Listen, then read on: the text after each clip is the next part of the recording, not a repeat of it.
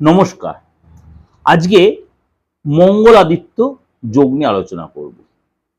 মঙ্গল আদিত্য অর্থাৎ মঙ্গল আর আদিত্যর যোগে তৈরি হচ্ছে মঙ্গল আদিত্য যোগ। মঙ্গলাদিত্য যোগ কিরকম?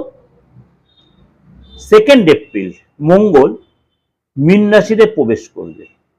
সেখানে অলরেডি বসে আছে রবি অর্থাৎ আদিত্য।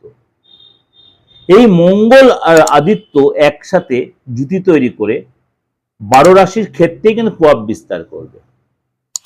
12 রাশির ক্ষেত্রেই তার প্রভাব, কারোর ক্ষেত্রে পজিটিভ, কারোর ক্ষেত্রে নেগেটিভ। অর্থাৎ এই যে কতদিন থাকবে সেটা 15 তারিখ পর্যন্ত। কেন? 15 তারিখে সূর্য অর্থাৎ আদিত্য মেষ রাশিতে প্রবেশ করবে। অর্থাৎ এই 2 তারিখ থেকে 15 তারিখ আপনার জন্য বা 14 তারিখ আপনার জন্য কি অপেক্ষা করে আছে।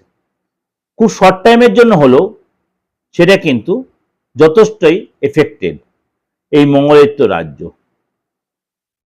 সুতরাং এই রাজ্য মেষ রাশির জন্য কি এফেক্ট দিচ্ছে?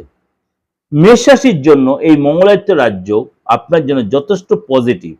আপনার 12th হাউসে এই রাজ্য তৈরি হচ্ছে। আপনার এই সময় কিন্তু আত্মবিশ্বাস ভরপুর, হেলথ নিয়ে একটু ডিস্টার্ব হতে পারে। এই সময় কিন্তু আপনার অনেক লোকের মুখোশ খুলে যাবে, বা এই সময় আপনি অনেককে মুখের উপর শটান কোনো কথা বলেও দিতে পারেন, স্টেট কাট কথা, যেটা এতদিন আপনি বললেন ভাবছিলেন সেটা আপনি বলেও দিতে পারেন এই মঙ্গলে। কারণ আপনার এই সময় দেখা গেল মুখটা কিন্তু সুরসুর করে আপনার স্টেট কাট কথা বা সত্যি কথাটা বলে দেওয়ার জন্য। এটা কিন্তু আপনার মেষ রাশির হবে। এই সময় কিন্তু আপনার আত্মবিশ্বাস ভরপুর থাকবে, নিজের স্কিল দেখানোর সুযোগ পাবেন। আপনি যে সেক্টরে থেকে থাকুন নেতৃত্ব দেওয়ার সুযোগ আসবে। বসের সাথে মাঝে মাঝে কাজের জায়গায় এই গোটা 13-14 দিন একটু ডিস্টার্ব হতে পারে, কিন্তু কিন্তু বস কিন্তু আপনার স্কিলটা বুঝতে পারবে, আপনার পরীক্ষা করবে। আপনার কিন্তু মাথা গরম না করে আপনার নিজের কোয়ালিটিটাকে বোঝাতে বাধ্য থাকবেন। তাহলে কিন্তু আপনি কিন্তু তার চোখে যথেষ্ট নয়নের মণি হবেন। অর্থাৎ এই যে মঙ্গলাদিত্য রাজ্য আপনার 12th হাউসে হচ্ছে, কাজের জায়গায় কিন্তু আপনার একটা মানে ভালো মন্দ মিশানো পরিস্থিতি থাকবে। আপনাকে সম্পূর্ণ ডিপ্লোম্যাটিক ভাবে সেই জায়গায় ম্যানেজ করতে হবে। মাথাটা প্রচন্ড গরম হতে পারে, ছোটখাটো চোটাঘাত হতে পারে, হয়তো কোনো কারণে ছোটখাটো বদনাম হতে পারে, অনেকদিন পুরনো রিলেশন হয়তো একটু ডিস্টার্ব হতে পারে, ক্র্যাক হতে পারে, ভেঙে যায় বলছি না, ক্র্যাক হতে পারে। মাথাটা খিটখিটে মেজাজের জন্য দেখা এলো আপনি কাউকে এদিক সেদিক একটু কথা বলে দিতে পারেন।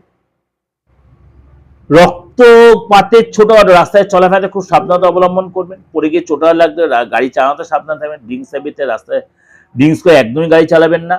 আর্থিক অবস্থা আগের চেয়ে শক্তিশালী হবে। আর্থিক অবস্থা কিন্তু এই যে আপনার দ্বাদশ হাউসে, এটা ট্রানজিট, কিন্তু এটা কিন্তু পার্মানেন্টলি ইয়ে নয়, পজিশন নয়। তো আপনাদের আর্থিক অবস্থা যথেষ্ট ভালো হবে, অর্থ সঞ্চয় করতে পারবেন, সেভিংস হবে। যেই অর্থ আপনার বেরিয়ে গেছে সেই অর্থ কিন্তু আপনি রিকভারি করতে পারবেন। অর্থাৎ মেষ রাশির জন্য এই ট্রানজিট কিন্তু আপনার যথেষ্ট, আপনার মেজাজটা কিন্তু আপনার কন্ট্রোল রাখতে, আক্রমণাত্মক মেজাজ হবে। যাকে জানায় তাই বলে থাকে, মুখের ভাষা সংযত রাখবেন। মুখের ভাষার জন্য কিন্তু রিলেশন নষ্ট হতে পারে। উত্তেজনার পরিবেশ রাখবেন না। উত্তেজনা সৃষ্টি হতে ফ্যামিলিতে বলুন, বাইরে বলুন, কাজের জায়গায় বলুন, সেই জায়গায় কন্ট্রোল রাখবেন। এবং আপনার যদি প্রেশার বা এই ধরনের কোনো রোগ থেকে থাকে অবশ্যই যে চেক আপের মধ্যে রাখবেন, অবশ্যই মেডিসিন নেবেন, নাহলে কিন্তু আপনার প্রেশারটা বাড়তে পারে। সিদ্ধান্ত নেওয়ার ক্ষেত্রে অবশ্যই সংযমে তাড়াহুড়া করবেন না। চাকরি ভুলে ছাড়বেন না। চাকরি যারা করছেন চাকরি ভুলে ছাড়বেন না। এই সময় কিন্তু আপনার কোনো আইনি ব্যাপার যদি থেকে থাকে একটু আপনার বিরুদ্ধাচরণ হতে পারে, কিন্তু সেটা ঠান্ডা হয়ে ম্যানেজ করতে হয়। কিন্তু আপনি কিন্তু পরে আপনার প্রেফারেই আসবে, পরে কিন্তু আপনার প্রেফারেই আসবে। বি কেয়ারফুল মেষ রাশি। এই যে আলোচনাটা করছি এটা কিন্তু আপনাকে ওভারঅল একটা আলোচনা করলাম। অবশ্যই আপনার অনেকাংশেই ভালো, খালি মাথাটা যদি আপনি ঠান্ডা রাখতে পারেন, মুখের ভাষায় ঠিক রাখতে পারেন, কনফিডেন্টলি আপনি কিন্তু যুদ্ধ জয়লাভ করতে পারবেন। ওভারঅল ডিসকাশন করলাম, ভালো হলে লাইক করবেন, যোগাযোগ করতে হলে বুকিং ফোন করবেন 89107325 9433960106। নমস্কার, ভালো থাকুন।